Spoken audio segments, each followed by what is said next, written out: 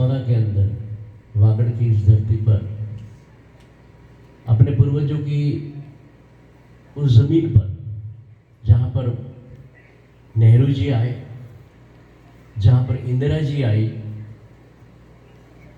जहाँ पर राजीव जी आए, उसी धरती पर आज अगर पोता कहें पड़पोता कहें एक बार हमारे बीच में आ रहा है।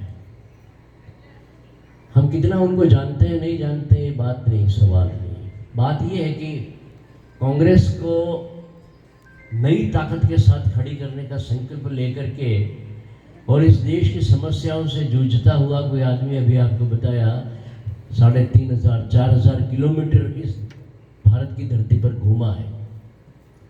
आपको समझ में आए नहीं समझ में आए, मगर मैं एक बात जरूर कहना चाहता हूँ। महात्मा गांधी के पास जब गए थे, गोपाल कृष्ण गोखले के पास गांधी जी गए, वो उनको गुरु मानते थे, तो उन्होंने कहा कि गांधी, अगर इस देश को समझना है तो पैदल चलना पड़ेगा। और गांधी जी ने वहां संकल्प करके इस पूरे देश को पैदल घूम करके नापा। यही लगभग उपदेश अगर किसी ने ग्रहण किया तो नेहरू जी ने किया। इसमें पढ़े लिखे लोग भी बैठे होंगे। मैं इस बात को इसलिए उद्धृत करता हूं कि अगर आपको पुस्तक मिल जाए तो पढ़ लेना, आपके रोंगटे खड़े हो जाएंगे। मैंने पढ़ी है इसलिए बताता हूँ। गांधी जी की एक पुस्तक है डिस्कवरी ऑफ इंडिया, भारत एक खोज।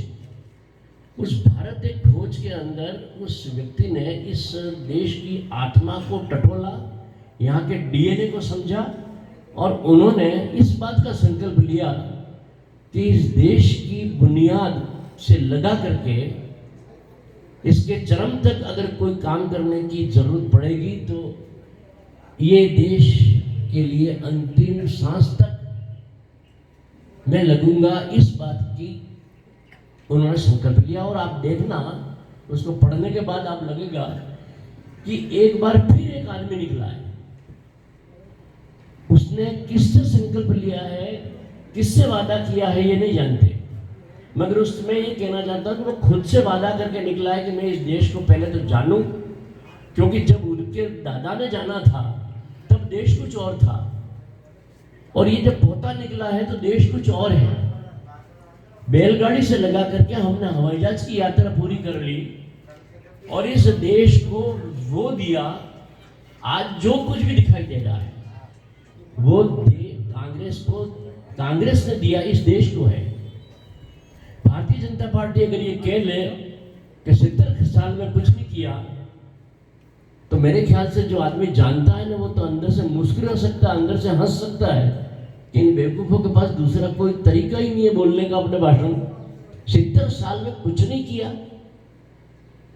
ये जो सुई से लगा करके आसमान को छेदने वाला, अगर हमने कोई ब्रह्मास्त्र छोड़ा है और मंगल ग्रह पे जाके बैठा है, तो पेचकश भी हाथ में पकड़ा है भारतीय जनता पार्टी के लोगों ने कि ये कैसे बनता है। ये कांग्रेस की बनाई हुई चीजों के ऊपर फीते काट सकते हैं और अपना है ये कहकर के इस देश की जनता को गुमराह कर सकते हैं, मगर देश की जनता खूब जानती है। और इसलिए मैं कहना चाहता हूं कि बदलाव का वक्त आया है। आप ये मत समझना कि मोदी जी अगर द्वारका में डुबकी लगा करके बैठ जाएंगे तो ऊपर के लोग उनको वोट दे देंगे। वो जानते हैं कि कितना इसमें ढोंग है। और इसलिए मित्रों, आज एक बार फिर एकजुट होने की कोई बात करने के लिए निकला है तो वो है राहुल गांधी। और राहुल गांधी की उस सभा के अंदर, जैसा अभी हमारे अर्जुन जी ने कहा कि यहाँ का हर कार्यकर्ता जिसकी जिम्मेदारी है कि वो, जैसे कहते हैं धर्म निभाते हैं अपना अपना, तो कांग्रेस भी अपना धर्म है, राजनीति का धर्म भी हम कर रहे हैं। तो जहां पर आपको बुलाया जाए वहां अगर आप आते हैं तो ये ताकत अर्जुन जी की बनती है। और अर्जुन जी की ताकत का मतलब होता है कि इस क्षेत्र के लिए काम करने की उनको